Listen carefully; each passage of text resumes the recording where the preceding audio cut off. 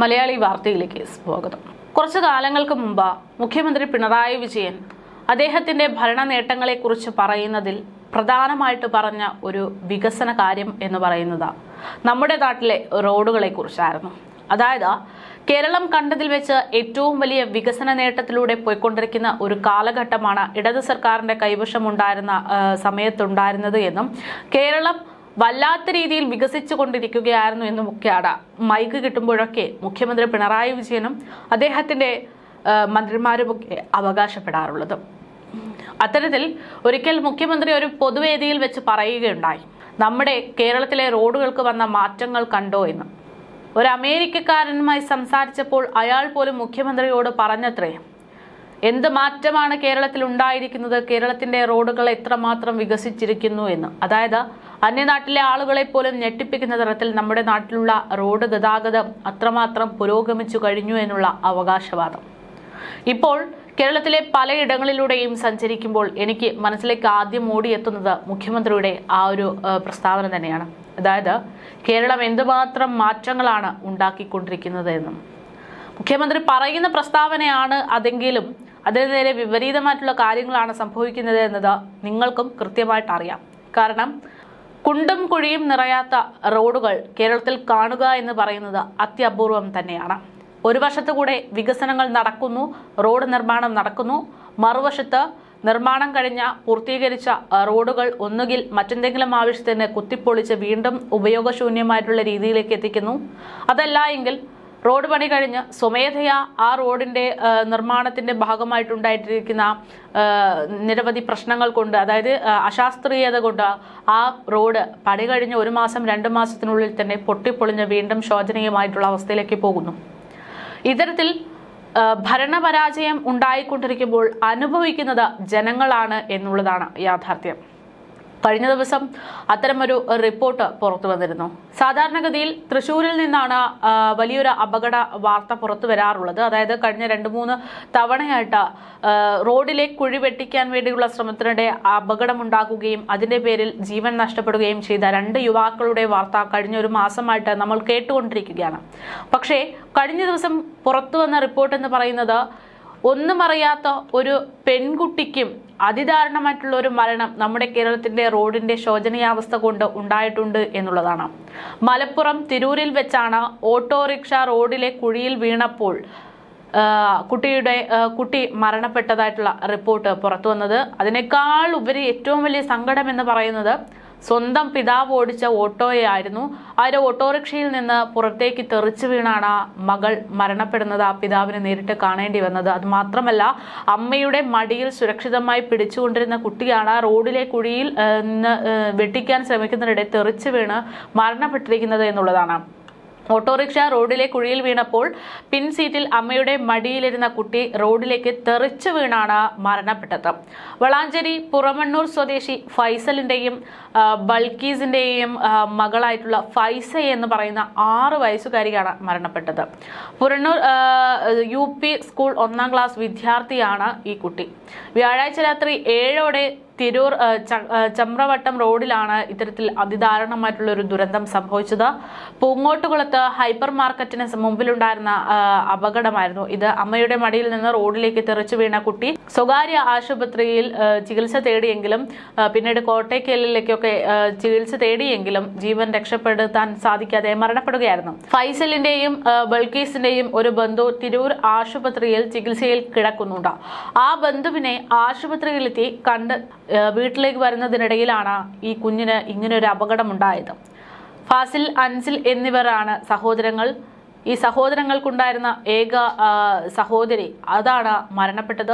6 വയസ്സ് മാത്രമുള്ള ഒരു പെൺകുട്ടി. നമ്മുടെ കേരളത്തിലുള്ള റോഡുകളുടെ ശോചനീയ അവസ്ഥയ്ക്ക് ഇതിലും വലിയ ഉദാഹരണം വേറെയില്ല. എത്രയെത്ര ജീവനുകളാണ് കേരളത്തിൽ ഇത്തരത്തിൽ പൊലിഞ്ഞുകൊണ്ടിരിക്കുന്നത് എന്നുള്ളതാണ്. തിരുവനന്തപുരം നഗരത്തിന്റെ അവസ്ഥയും സമാന രീതിയിൽ തന്നെയാണ്. പലയിടങ്ങളിലും വികസനമാണ് എന്ന് പറഞ്ഞുകൊണ്ട് പല റോഡ് പണികളും നടക്കുന്നുണ്ട്. പക്ഷേ അവിടെ ഏറ്റവും വലിയ പ്രശ്നം എന്ന് പറയുന്നത് വികസനം നടക്കുന്ന അല്ലെങ്കിൽ നടത്തുന്നതിന്റെ തൊട്ടു മുൻപിലായി നമ്മൾ ചെയ്യേണ്ടുന്ന, ഉദ്യോഗസ്ഥർ ചെയ്യേണ്ടുന്ന ഒരു പ്രധാന കാര്യം എന്ന് പറയുന്നത് ജനങ്ങളുടെ സുരക്ഷ ഒരുക്കുക എന്നതാണ്. പക്ഷേ തിരുവനന്തപുരം വഴയില റോഡിലൊക്കെ ഉള്ള അവസ്ഥ എന്ന് വെച്ചാൽ ഒരു വശത്ത് റോഡ് പണിക്ക് വേണ്ടി വലിയൊരു കുഴി കുഴിച്ച് അവിടെ പണികളൊക്കെ നടന്നുകൊണ്ടിരിക്കുകയാണ്. മറുവശത്തു കൂടെയാണ് വാഹനങ്ങൾ കടന്നു പോകുന്നത്. വാഹനങ്ങൾ കടന്നു പോകുന്ന റോഡിൽ വലിയ വലിയ കുഴികളുണ്ട്. സ്വാഭാവികമായിട്ടും റോഡ് പണി നടക്കുന്നത് കൊണ്ട് തന്നെ എല്ലാ വാഹനങ്ങളും മറുവശത്തു കൂടെ മാത്രമേ പോകാൻ പറ്റുകയുള്ളൂ. പക്ഷേ അവിടെ ഒരു സുരക്ഷിതത്വവും ഒരുക്കാതെയാണ് റോഡ് പണി നടത്തുന്നത് എന്നുള്ളതാണ് ജനങ്ങളെയും യാത്രക്കാരെയും വലയ്ക്കുന്നത്.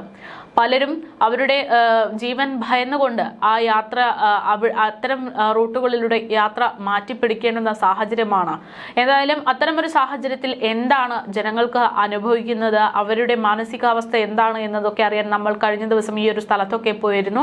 അവിടെ നിന്ന് ജനങ്ങൾ നമ്മളോട് പറഞ്ഞത് ഇപ്രകാരമാണ്. സ്ഥിരമായിട്ട് യാത്ര ചെയ്യുന്നതാണ്. ഞാനിപ്പം മോനെയൊക്കെ വിളിച്ചുകൊണ്ട് വരുന്ന ഇതുവഴിയാണ്. അപ്പം ആളെ വിളിച്ചുകൊണ്ട് വരാൻ പറ്റാത്തതുകൊണ്ട് ഇപ്പൊ സ്കൂൾ ബസ്സിലാണ് വിടുന്നത്. കാരണം റിസ്ക് ആണ്, ഇതുവഴി കൊണ്ടുവരുന്നത് റിസ്ക് ആണ്. അപ്പം ഈ പണി എന്തായാലും ഓൾറെഡി നടക്കുന്നുണ്ട്, റോഡിന്റെ ഡെവലപ്മെന്റ് എന്തായാലും നടക്കുന്നുണ്ടല്ലോ. അപ്പം ഇപ്പുറത്തെ സൈഡ് എന്തായാലും വണ്ടികൾക്ക് എന്തായാലും പോയേ പറ്റുള്ളൂ. അപ്പൊ അവിടെ ഒരു എന്തെങ്കിലും ഒരു രീതിയിൽ സേഫ് ആയിട്ടുള്ള രീതിയിൽ പണി ഇട്ടിട്ട് അവരങ്ങോട്ട് പണി തുടങ്ങിയിരുന്നെങ്കിൽ കുഴപ്പമില്ല. ഇതിപ്പോ രാവിലെയൊക്കെ ആകുമ്പോഴത്തേക്കും ഓഫീസ് ടൈമാണ്, ഒരു 9 മണിയോട്ടൊക്കെ ഓഫീസ് ടൈമാണ്. അപ്പം 9-10 മണിക്ക് ഓഫീസിൽ എത്തണമെങ്കിൽ തന്നെ 8 മണിക്ക് ഇവിടെ നിന്ന് ഇറങ്ങിയാലേ ഇതുവഴി പാസ് ചെയ്ത് പോകാൻ പാടാണ്.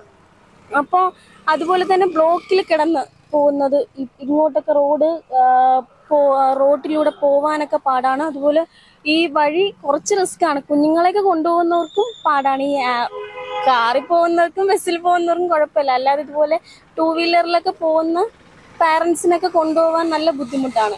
തുടക്കത്തിൽ പറഞ്ഞതുപോലെ പറഞ്ഞിട്ട് കാര്യമില്ല എന്നുള്ളൊരു രീതിയിൽ പറഞ്ഞല്ലോ. അല്ല, ഇപ്പൊ ഈ റോഡ് പണി നടക്കുന്നവര് ചിന്തിക്കേണ്ടേ, നമുക്കിതുവഴി ഗതാഗതം ഉള്ളതാണ്. മീൻസ് പുതുതായിട്ട് പണിയുന്നതല്ല, ഓൾറെഡി ഇതുവഴി ട്രാൻസ്പോർട്ടേഷൻ നടക്കുന്നതാണ്. അപ്പം ജനങ്ങൾക്ക് കുറച്ചുകൂടെ ബുദ്ധിമുട്ടില്ലാത്ത രീതിയിൽ ചെയ്തിട്ട് അവർ ആ പണി തുടങ്ങുകയായിരുന്നെങ്കിൽ കുറച്ചുകൂടെ ബെറ്റർ ആയിരുന്നു. ഇതിപ്പോ ഓൾറെഡി ബ്ലോക്ക് ആണ്. ഇവിടെ ഒരു രാവിലെ ഈ ടൈമൊക്കെ ആകുമ്പോഴത്തേക്കും ബ്ലോക്കാണ്. ഇപ്പുറത്തെ സൈഡിൽ കൂടെ വരുന്നവർക്ക് ഒട്ടും വരാൻ പറ്റില്ല. ആ കുഴിയിലൊക്കെ വീണു പോയാൽ അറിയാലോ, പിന്നെ രക്ഷയില്ല. അപ്പം ഇവിടെ ഒരു എന്തെങ്കിലും ഒരു സേഫ്റ്റി ചെയ്തിട്ട് അവർ ആ റോഡ് പണി തുടങ്ങിയിരുന്നെങ്കിൽ കുറച്ചും കൂടി ബെറ്റർ ആയിരുന്നേ. ഇതിലെ യാത്ര ചെയ്യുന്ന ഒരാളാണ്. എന്താണ് ഇപ്പോ ഈ ഒരു അവസ്ഥയെ കുറിച്ച് പറയാൻ? ഈ അവസ്ഥ എന്ന് പറഞ്ഞാൽ ഒരു ഡെവലപ്പിംഗ് നടക്കുന്നത് കൊണ്ട് നാട്ടുകാരും ഇതുമായി സഞ്ചരിക്കുന്നവരും അതുമായിട്ട് യോജിച്ചു പോകുന്നു. പക്ഷേ എത്രയും പെട്ടെന്ന് ഈ പ്രവർത്തനം ബാക്കിയുള്ളവർക്ക് ബുദ്ധിമുട്ടില്ലാതെ ഈ ചെളി മാറ്റി ഇടയ്ക്കിടയ്ക്ക് ഒന്നിടവിട്ടെങ്കിലും ഇവിടുത്തെ കോൺട്രാക്ടർമാര് ചല്ലിയിട്ട് അതിനെ ജനങ്ങൾക്ക് പോകാൻ യാത്രാ സ്വാതന്ത്ര്യം നല്ല രീതിയിൽ നടത്താൻ വേണ്ടിയിട്ടുള്ള ഇടപെടലുകൾ ഉണ്ടാകണമെന്നാണ് നാട്ടുകാരനായ എനിക്ക്. എന്ന് വെച്ചാൽ ഒത്തിരി പേര്, കൂടുതലും വനിതകളാണ് സ്കൂട്ടർ ഓടിക്കുന്നവർ ഇവിടെ വീഴുന്നത്. ഞാൻ ഈ പ്രദേശവാസിയാണ്. അപ്പൊ ഞങ്ങൾക്ക് അത് വളരെ ബുദ്ധിമുട്ടെന്ന് പറഞ്ഞാൽ ഞങ്ങൾക്ക് ഇപ്പൊ അങ്ങോട്ട് കടക്കാൻ കഴിയില്ല, അവിടെ നിന്ന് ഇങ്ങോട്ട് കടക്കാനും കഴിയില്ല. ചിലപ്പോൾ അവിടുന്ന് 100 മീറ്ററാണ് പോകേണ്ടതുള്ളത്. എന്നിരുന്നാലും ഞങ്ങൾ ഈ ക്യൂവിനൊപ്പം നിന്ന് പോകേണ്ടി വരുന്നു. അത് വളരെ ബുദ്ധിമുട്ട്. അത് ഞങ്ങൾ മാത്രം ബുദ്ധിമുട്ടല്ല, ഇതുവഴി സഞ്ചരിക്കുന്ന എല്ലാവർക്കും ബുദ്ധിമുട്ടാണ്.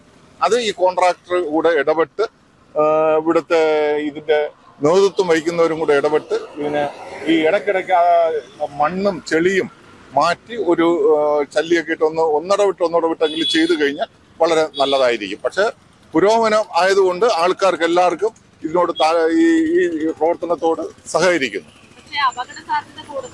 അപകട സാധ്യത കൂടുതലേ. അതൊരു പ്രവർത്തനം, പുതിയ ഒരു പ്രവർത്തനം നടക്കുമ്പോഴും നമ്മളൊരു വീട് വെക്കുമ്പോഴും തൊട്ടടുത്തുള്ള വീട്ടുകാർക്ക് ബുദ്ധിമുട്ടുണ്ടാകും. അത് സ്വാഭാവികമായിട്ടും ഇവിടെയുള്ള ഇതുമായി അല്ലാതെ തന്നെ ഈ റോഡ് വളരെ ഇടുങ്ങിയ റോഡായതുകൊണ്ട് രാവിലെ ഇതിൽ കൂടെ ഭയങ്കര തിരക്കാണ്.